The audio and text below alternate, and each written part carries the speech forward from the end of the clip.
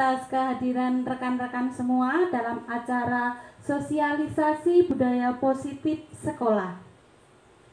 Kami akan langsung saja bagaimana kita akan menyampaikan atau menanamkan budaya positif yang ada di sekolah kita. Next. Untuk membangun budaya yang positif, sekolah perlu menyediakan lingkungan yang positif, aman dan nyaman agar murid-murid mampu berpikir, bertindak, dan mencipta dengan merdeka, mandiri, dan bertanggung jawab. Bagaimana seseorang bisa berubah dari paradigma stimulus respon kepada pendekatan teori kontrol. Stephen R. Covey mengatakan bahwa bila kita ingin membuat kemajuan, perlahan, sedikit demi sedikit, ubahlah sikap atau perilaku Anda.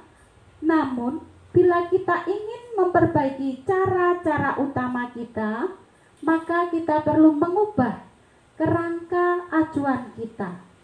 Ubahlah bagaimana Anda melihat dunia, bagaimana Anda berpikir tentang manusia, ubahlah paradigma Anda, skema pemahaman, dan penjelasan aspek-aspek tertentu tentang realitas di dalam hidup kita.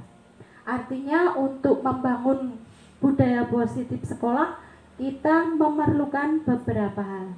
Next.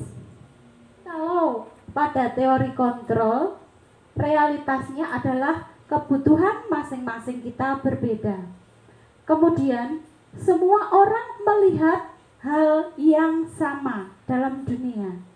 Tetapi dalam teori kontrol tentang dunia, setiap orang akan memiliki gambaran yang berbeda-beda tentang dunia. Yang ketiga, kita mencoba mengubah orang agar berpandangan sama dengan kita. Tetapi dalam teori kontrol, kita akan berusaha memahami pandangan orang lain tentang dunia. Jadi kita tidak akan mengubah cara pandang seseorang harus sama dengan kita. Yang selanjutnya yaitu perilaku buruk dilihat sebagai suatu kesalahan. Kadangkala banyak anak didik kita yang melakukan kesalahan maupun melakukan tingkah laku yang buruk, tetapi kita tidak tahu apa tujuan mereka. Nah, di dalam teori kontrol, semua perilaku itu pasti memiliki tujuan. Jadi, pada saat anak bertingkah laku aneh atau menurut kita salah, mereka pasti memiliki suatu tujuan. Selanjutnya yaitu orang lain bisa mengontrol saya. Ini adalah stimulus respon. Padahal sebenarnya hanya Anda yang bisa mengontrol diri Anda. Begitupun kita terhadap peserta didik kita. Seolah-olah kita yang mengontrol mereka. Padahal sebenarnya itu hanya sebuah ilusi. Yang selanjutnya, pemaksaan ada pada saat bujukan gagal. Manakala kita segala sesuatu nantinya akan kita padukan, kita kolaborasikan sehingga akan ada atau muncul pilihan-pilihan baru untuk solusi sebuah kasus, begitu. Selanjutnya, model berpikir yang untuk stimulus respon itu adalah menang kalah. Tetapi untuk teori kontrol, model berpikirnya adalah menang-menang atau win-win solution. Demikianlah perubahan paradigma. Jika kita ingin menanamkan budaya positif sekolah, kita harus mengubah paradigma kita dari stimulus respon menjadi teori kontrol. Next. Selanjutnya yang kedua, yang harus kita ketahui adalah konsep tentang disiplin dan motivasi.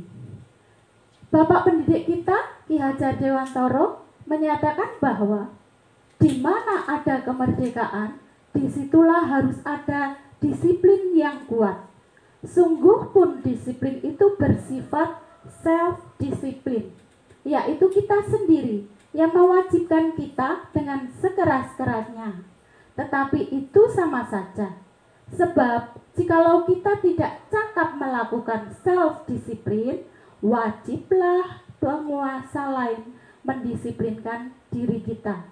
Dan peraturan demikian itulah harus ada di dalam suasana yang merdeka. Artinya mardika iku jarwane ora mung lepasing pangreh, ning uga kuat kuwasa amandiri priyangga, yang artinya jika kita terjemahkan dalam bahasa Indonesia yaitu merdeka itu tidak hanya terlepas dari perintah, akan tetapi juga cakap buat memerintah diri sendiri.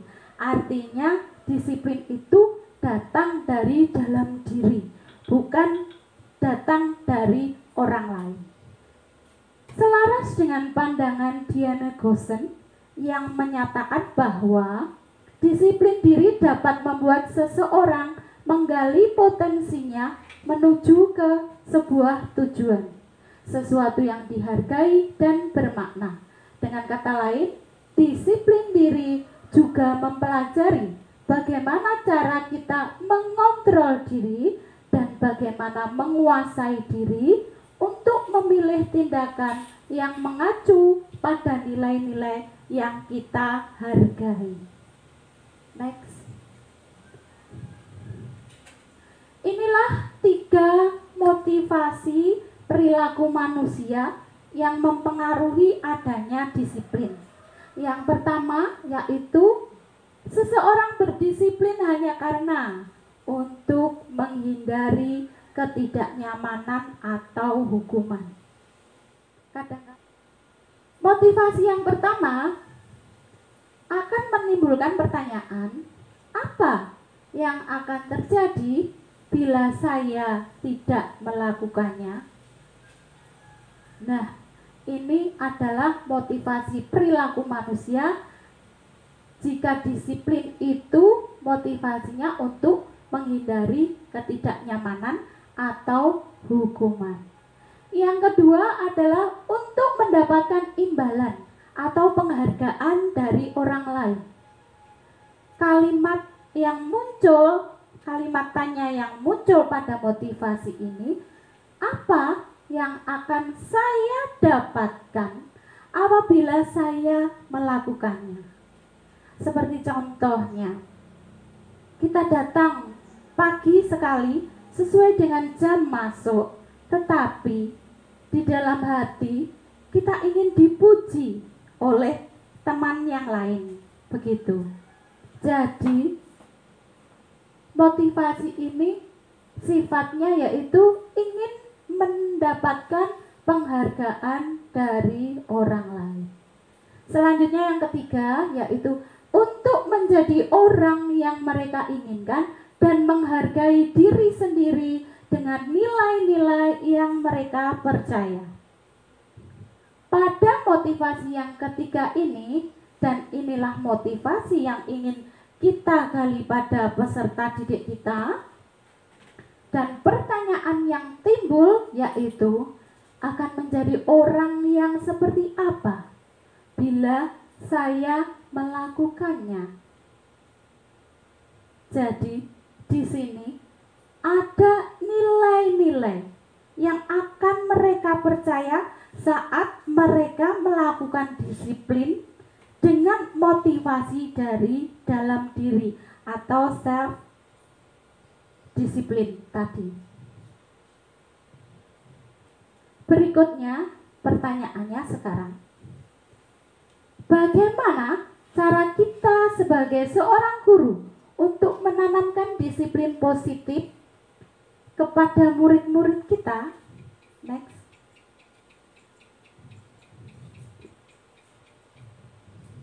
Yang pertama yaitu kita akan membuat keyakinan kelas. Apa itu keyakinan kelas? keyakinan kelas itu berbeda dengan peraturan. Jika peraturan itu sifatnya dari luar, tetapi jika keyakinan kelas itu sifatnya adalah sebuah kesepakatan yang dibuat di dalam kelas masing-masing tentang bagaimana cara kita membentuk budaya positif di dalam kelas kita masing-masing. Keyakinan kelas itu terbentuk, yang pertama yaitu keyakinan kelas itu bersifat lebih abstrak daripada sebuah peraturan yang lebih rinci dan konkret. Contoh sebuah keyakinan kelas, misalkan mengembalikan buku pada tempatnya. Di situ ada sebuah kesepakatan bahwa dari masing-masing anak akan bertindak seperti itu karena sudah ada kesepakatan dari kelas, yaitu guru dan siswa. Kemudian yang berikutnya yaitu keyakinan kelas itu berupa pertanyaan-pertanyaan universal. Artinya telah kita misalnya yang tidak bisa diterapkan dalam lingkungan sekolah, dilarang merokok, itu bukan keyakinan kelas ya, karena ada selanjutnya semua warga sekolah atau warga kelas hendaknya ikut berkontribusi dalam pembuatan keyakinan kelas lewat kegiatan curah pendapat. Jadi keyakinan sekolah tadi kita buat dengan menyatukan pendapat-pendapat baik itu dari wali murid, dari guru, dari komite sekolah, dari pengawas maupun dari siswa sendiri. Begitu. Selanjutnya yaitu bersedia meninjau kembali keyakinan kelas dari waktu ke waktu.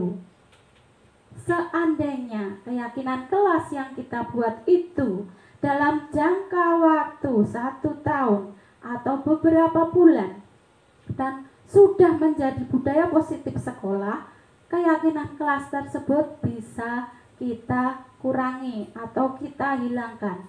Jadi kita tinjau kembali berulang-ulang sesuai dengan waktu yang kita butuhkan.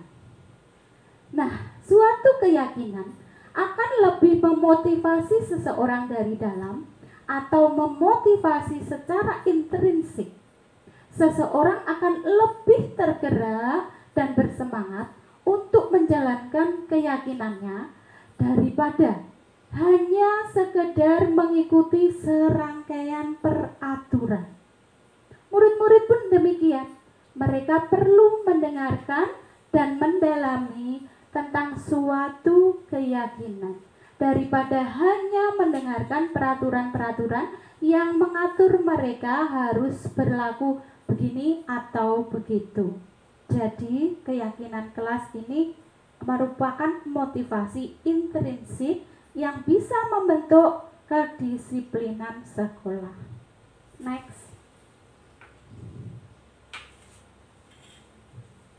Sekarang kita beralih kepada pemenuhan kebutuhan dasar, bahwa ternyata seperti yang sudah kami sampaikan di awal tadi, perilaku seseorang itu ternyata memiliki tujuan masing-masing.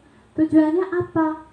Ternyata adalah untuk perhatian orang lain yang menyayangi dan menghargai kita, yang mengasihi kita, utamanya peserta didik kita. Kemudian kebutuhan kebebasan itu adalah di mana kita membutuhkan bahwa kita ingin bebas. Kita ingin menentukan apa yang menjadi keinginan kita. Kita merdeka. Begitu. Kemudian yang untuk penguasaan itu kita memenuhi kebutuhan dasar kita berupa rasa memiliki kuasa, yaitu di mana kadang-kadang ada anak yang di dalam kelas yang sok berkuasa, itu di dalam kelasnya suka menyuruh-nyuruh temannya, begitu. Artinya dia membutuhkan kebutuhan dasarnya, yaitu penguasaan. Mungkin kemungkinannya di rumah dia merasa kebutuhan itu kurang bisa di cover atau dipenuhi. Next. Selanjutnya yaitu semua orang senantiasa berusaha untuk memenuhi kebutuhannya dengan berbagai cara. Kebutuhan dasar yang 5 tadi semua orang pasti ingin memenuhinya apapun caranya. Tetapi jika kita dapat mengidentifikasi kebutuhan, sebisa mungkin kita mengidentifikasi peserta didik kita itu, mereka itu ingin memenuhi kebutuhan dasar yang mana, begitu. Jadi nantinya kita dapat mengcover anak didik kita dengan cara-cara tertentu atau memberikan solusi yang sebaik-baiknya, yaitu win-win solution, begitu. Murid kita juga mempunyai gambaran dunia berkualitas mereka. Dunia berkualitas di sini artinya tempat di mana segala sesuatu yang terbaik menjadi keinginan kita, atau tempat itu adalah kita. Begitu juga murid-murid kita. Nah, tentunya sebagai guru kita ingin mereka memasukkan hal-hal yang bermakna dan nilai-nilai kebajikan yang hakiki ke dalam dunia berkualitas mereka.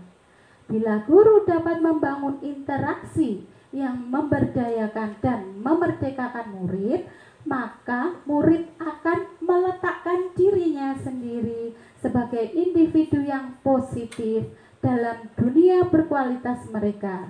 Karena apa? Mereka menghargai nilai-nilai kebajikan. Nilai-nilai kebajikan di sini diantaranya kejujuran, menghormati orang lain, seperti itu nggih. Takwa, beribadah menurut agama dan kepercayaannya, seperti itu. Selanjutnya yaitu posisi kontrol. Nah, untuk mencapai budaya positif sekolah, yang tadi hal-hal yang telah kami sampaikan di depan tentang bagaimana itu dan apa yang membuat mereka atau peserta didik kita itu bertingkah laku yang tidak semestinya. Nah, di sini ada 5 posisi kontrol. Berikut ini akan disampaikan suatu model disiplin yang berpusat pada murid yang dikembangkan oleh Diana Goosen dengan pendekatan restitusi yang disebut dengan 5 posisi kontrol, diantaranya yaitu next 5 posisi kontrol yang bisa kita gunakan yang merupakan identitas gagal. Yang termasuk dalam identitas gagal atau perilaku kontrol yang negatif, yang pertama yaitu penghukum, posisi kontrol penghukum. Yang kedua yaitu membuat orang merasa bersalah.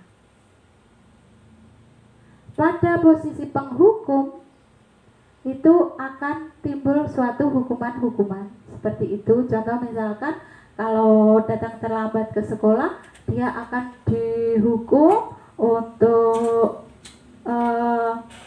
membersihkan kamar mandi misalnya, atau dan sebagainya.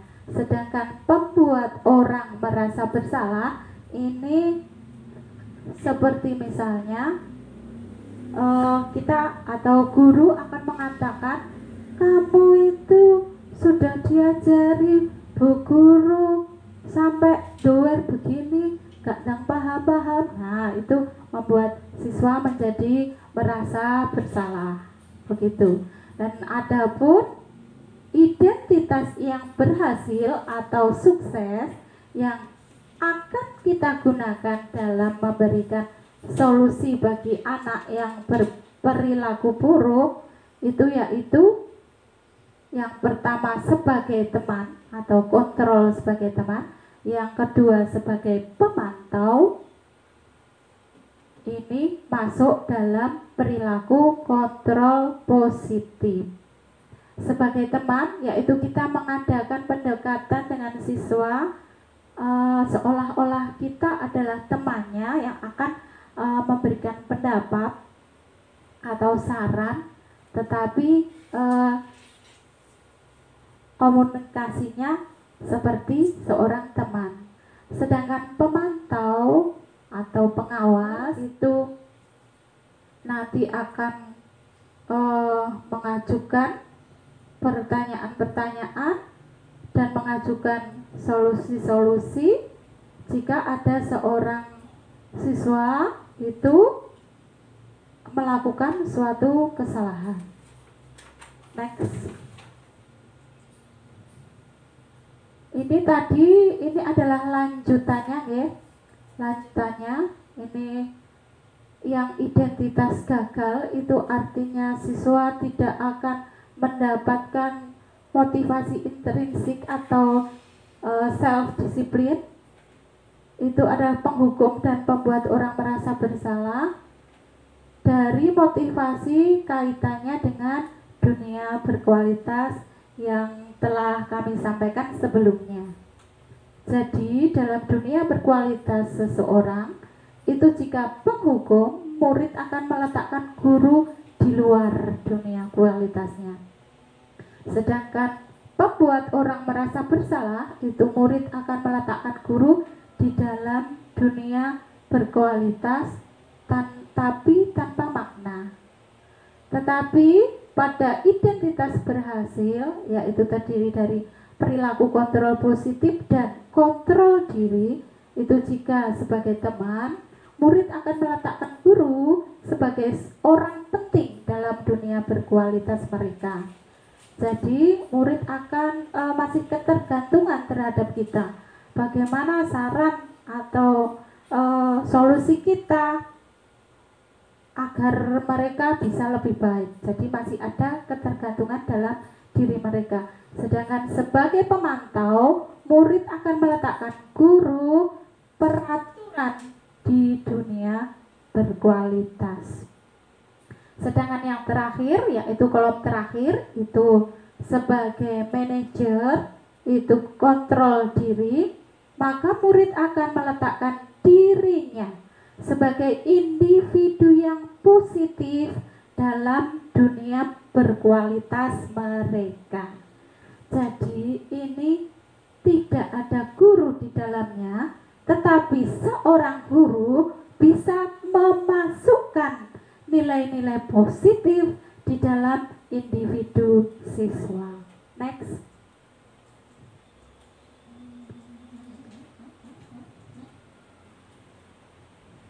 Selanjutnya adalah segitiga restitusi. Restitusi itu sebuah cara menanamkan disiplin positif pada diri. Restitusi yang membedakan dengan program disiplin lainnya. Yang pertama, restitusi itu bukan untuk menebus kesalahan, namun untuk belajar dari kesalahan. Restitusi itu memperbaiki hubungan, seperti misalnya di antara peserta didik kita yang tengah bertengkar, itu bagaimana kita merestitusi agar hubungan itu menjadi baik dan tidak ada dendam, begitu. Kemudian restitusi itu adalah tawaran, bukan paksaan. Jadi kita akan menggunakan kalimat, jika tindakanmu, misalkan tindakanmu ini, bagaimana seandainya kamu bangun lebih pagi, misalkan ada siswa yang terlambat sekolah, tentunya kita akan merestitusi dan kata-kata yang kita tawarkan, seandainya si A ini bangun lebih awal, bagaimana? Nah, begitu. Selanjutnya, restitusi itu menuntut untuk melihat ke dalam diri. Melihat ke dalam diri artinya peserta dalam pemenuhan tadi yang awal, pemenuhan 5 kebutuhan dasar manusia yang tentunya semua orang akan memenuhinya, itu baik secara positif maupun negatif. Nah, dalam restitusi ini kita akan membimbing peserta didik untuk melakukannya dengan cara positif. Kemudian restitusi diri adalah cara yang paling baik, bukan disiplin yang menghukum atau merasa seseorang itu bersalah. Lanjutnya, restitusi itu fokus pada karakter, bukan tindakan. Begitu. Jadi di sini di dalam restitusi itu karakter yang ingin kita bentuk. Karena karakter ini akan mempengaruhi tingkah laku para siswa. Selanjutnya, restitusi itu menguatkan. Artinya, setelah kita merestitusi peserta didik kita, ini akan lebih kuat karena ada penanaman keyakinan dalam dirinya. Begitu. Bahwa sesuatu itu salah dan bahwa sesuatu itu benar. Selanjutnya, restitusi itu fokus pada solusi. Artinya kita tidak akan mencari siapa yang benar atau siapa yang salah, melainkan kita akan menawarkan solusi-solusi untuk memperbaiki perilaku yang salah tadi. Selanjutnya, restitusi itu mengembalikan murid yang berbuat salah pada kelompoknya. Kadangkala di kelas kita, jika seorang anak melakukan kesalahan, sepertinya mereka akan dikucilkan begitu. Jadi kalau restitusi itu bisa mengembalikan murid pada kelompoknya. Jadi si anak tidak akan merasa terkucil atau tidak akan merasa diceng begitu kalau bahasa Jawa. Terima kasih. Selanjutnya, next. Inilah dia segitiga restitusi, yaitu langkah-langkah bagaimana cara kita agar kita bisa merestitusi kesalahan peserta didik kita. Segitiga restitusi ini dapat kita lakukan secara bersamaan dan tidak harus urut pada langkah-langkahnya. Begitu ya. Yang pertama itu menstabilkan identitas. Teori kontrolnya, kita semua akan melakukan hal terbaik, validasi tindakan yang salah. Teori kontrolnya, semua perilaku memiliki alasan.